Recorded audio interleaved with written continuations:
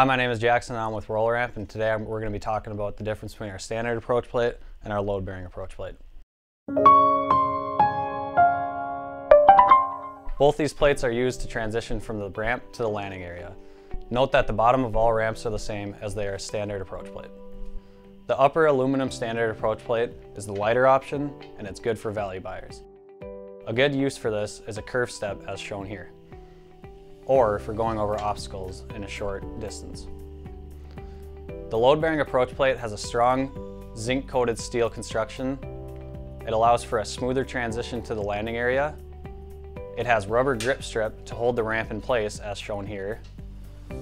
It does not need a ramp link on the landing surface and is good for heavier scooters, power chairs, or cargo.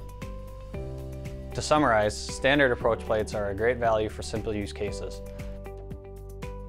And the upper load-bearing approach plate is great for heavier loads and tighter spaces. Roller Ramp, where strength and flexibility meet.